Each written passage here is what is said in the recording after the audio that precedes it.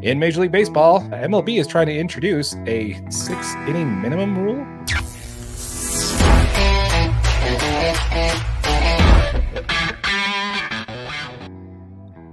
Picked the wrong time to take a drink there. You did, but we're back. We're Yes, back. we are. Darren's back. I'm back. We're both back. Before we get into content, folks, we want to thank you all for making us hit 1,000 subscribers on this channel.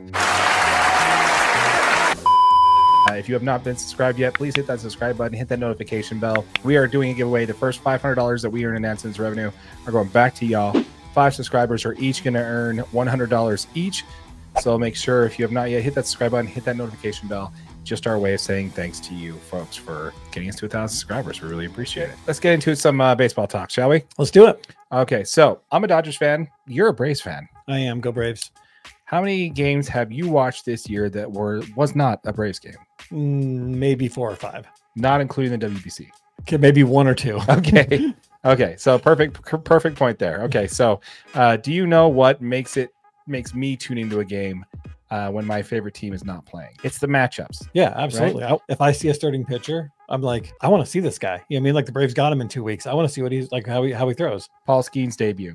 Yeah, absolutely. That was a must-watch for even a mild baseball fan. Garrett Cole versus Tarek Skubal. Blake Snell versus Sonny Gray. When you have these elite matchups, when these things kind of come up, yeah, it draws you in. You want to see that. It draws you in. Yeah. That is what the casual baseball fan or the fan of another team is going to do to watch another game. Yep. Is you want to see that matchup. You 100%. want to see that starting pitching matchup. So MLB is wanting to introduce a new rule called the 6-inning rule. The starting pitcher needs to pitch a minimum of 6 innings. And I mean, there's some caveats to it, right? If they can be pulled if they hit 100 pitches before the 6-inning mark, if they have 4 or more earned runs, or if the player sustains any type of injury, potentially going on to the IL.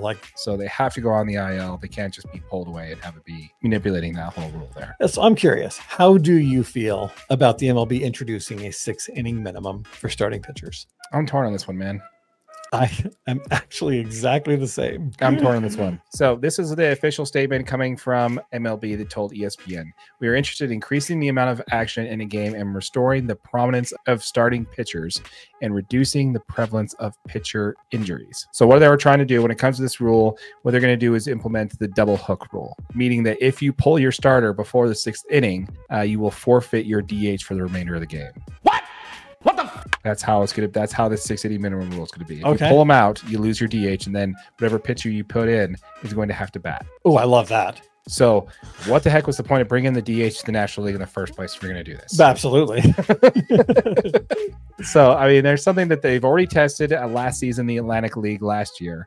Interesting enough, both the MLB and the Atlantic League have announced this season that the Stars can complete 5 innings without while still retaining their DH. So they're already backing it back an inning. Okay. So you don't have to go through the 6th inning.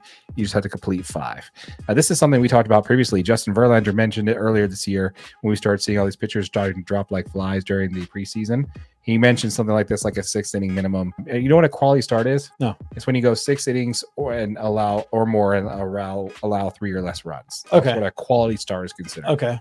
And that's something you just don't really see in baseball anymore. Pitchers make it to the 5th inning and then they're pulled, regardless of pitch count. When it comes to what I want to see outside of watching my Dodgers or you watching your Braves, this rule is perfect. Yeah. This will keep the starting pitchers in there. It'll increase offense. Yeah, I like it. You know, this is a comment coming from Seth Lugo. He says, I do that anyway. All of us want to go at least 6 innings. I don't know, man. I'm torn both ways.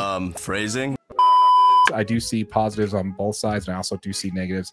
The negatives on this one is that you are good at the Players Association may not agree to this one. It's maybe something that MLB might have to introduce because, you know, you're getting rid of jobs possibly. Yeah, I mean, because you think at some point you're going to have to probably like reduce back bullpen sizes and. Yeah, if you have every starter's going 6 innings practically, then you're not going to need many relievers. Yeah, you're not going to need a whole truckload of relievers anymore. We already got rid of the lefty specialist where they have to do the 3-hitter minimum rule that came in 2 years ago. Already kind of skirt-tailed that, and they were upset about that because they lost a bunch of jobs. This is going to be something that's very similar to that. McKinley jumping in there that says, does this mean you don't have the funny highlights of players struggling to hit crappy pitches? From outfielders. Those are my favorite. Yeah. I am on the same page as you. I absolutely love when you bring in any like standard player that starts pitching when it's a blowout, like, oh, those are the best. I'm with you. Fun fact, through the month of June, the end of July, month of June, and beginning of April, through that like 6-week period, position players had the lowest ERA. I believe it.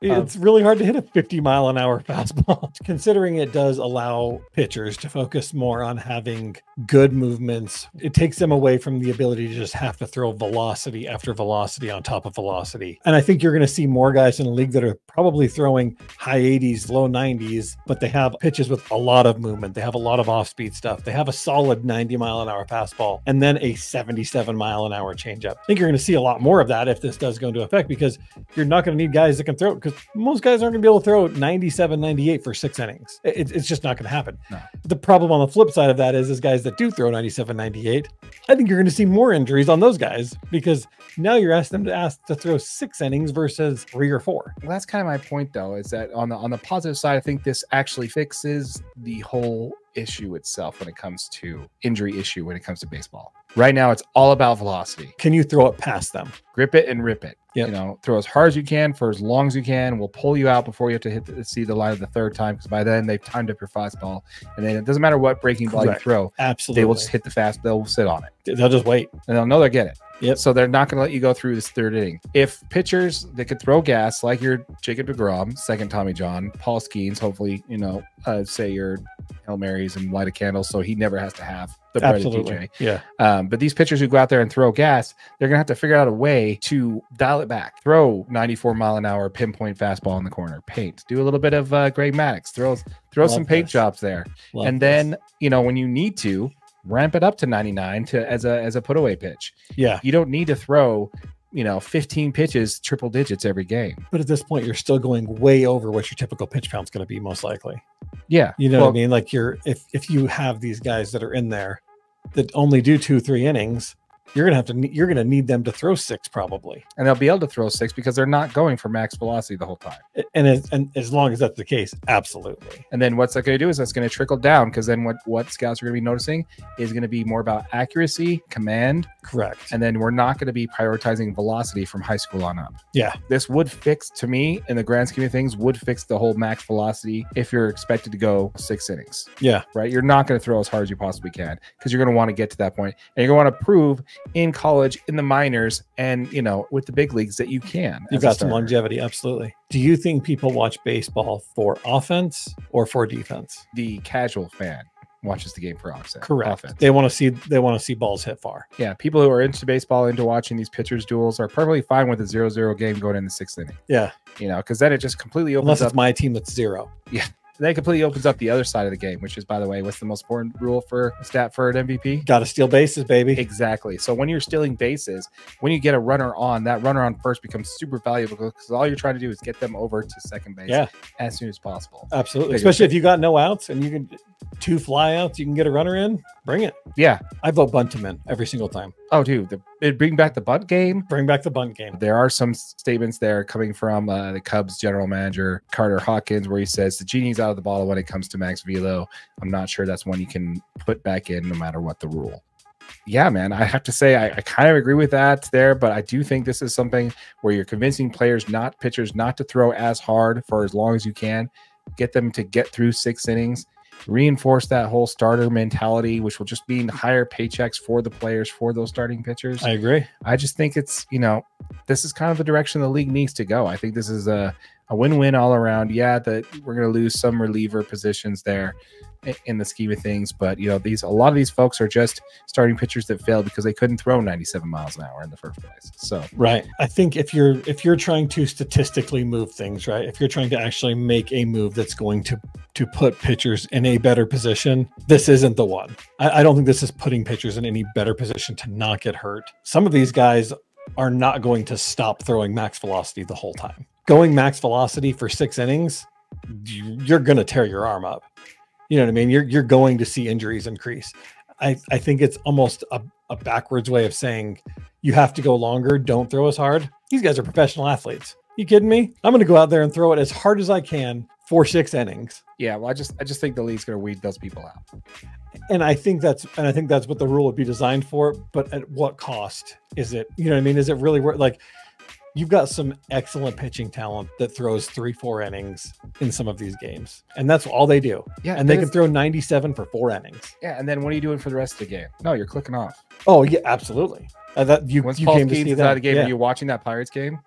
No, especially because the Pirates are probably getting hammered after Skeens comes out. Exactly. They don't have a very good bullpen. I'm thinking a lot of these pitchers who do have a pitch mix, who do plan on going longer in the games, will become the dominant stars that everybody wants to see because they can go 6 or 7 innings and perform well. Yeah, you want to see a guy throw triple digits, but is it more exciting to see a guy throw triple digits when he's doing a knockout punch to strike out a guy, or when he's doing it at an 0-0 count to start every inning? It's going to speed up the game too. That's one thing that not a lot of people are talking about. This is going to be less pitch changes, so less time. I do love that. You're going to see pitchers focus on developing more pinpoint pitches versus going max velo at a younger age. So I do think you're going to see the velocity drop down.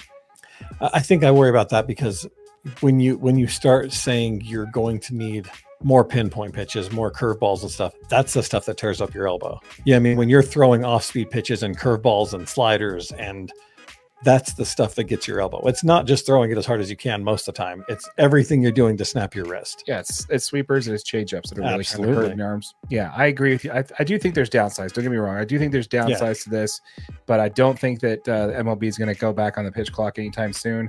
We need to find another Love way. the pitch clock. Yeah, that's speeded up the game. But again, that's what pitchers want to get rid of. But do you want to sit through a 4-hour game? You know, but I also don't want to see people going down with elbow injuries anymore. So I think this is a great way to say, okay, let's let this ride for 4 or 5 years. See if we start to see a drop in elbow injuries. And I think that's the question is, will it make it 4 or 5 years? Because that's how long it would take to actually rotate through some of the pitching talent to get guys used to actually throwing 6 innings. If you want your contract, if you want that contract, you're going to figure out a way to make sure that you're making it 6 innings without getting hurt. Yeah. I mean, I think it's still going to take a couple of years for it to be effective, though. Yeah. Just like the sticky stuff ban. Pitchers had to figure it out real fast how to do it without sticky stuff. And pitchers are great again. Yeah. And they figured it out. Took a year, but they figured it out. So I don't know, man. I think there's more to it to come on this. I think we're going to definitely hear more. There's other things that people are suggesting when it comes to that, like when it comes to relief pitching, make a 5 batter minimum versus, just 3, which will allow you to incentivize your starting pitcher to go longer when you know that the relief pitcher has to pitch to at least 5 batters, regardless of whether or not that inning ended or not. I think that would also incentivize things. There's just a few things here and there. Just the double hook thing is just kind of interesting because, if all of a sudden you pull your starter and now you have to have what you're going to do is pull your reliever, put in a pinch hitter to bat for the reliever because you got to change out that guy again. Yeah. And so there's going to be a little bit more strategy when it comes to that, which is something that I miss in the National League when not having a DH. Agreed. Yeah. And we absolutely want you guys to tune in. Let us know what you think. So how does the 6 inning minimum affect your team? Yeah. Let us know what you think in the comments down below. We'd love to hear from you on that. Is the 6 inning minimum rule you think is a good idea, bad idea? We'd love to hear from you. Let us know what you think in the comments down below because we'd love to hear from you on that. If you're watching on YouTube on one of our short videos, just know this is available as a podcast, wherever you get your audio only. Make sure you rate it. Make sure you reviewed it. We appreciate all your guys' engagement. Absolutely. Not everything we talk about makes it to a video or to what we post on YouTube. So everything is from start to end is on that podcast. Make sure you check it out for sure. With all that said, my name is Darren. That is AJ. And this has been the DNA Sports Recap. Till next time.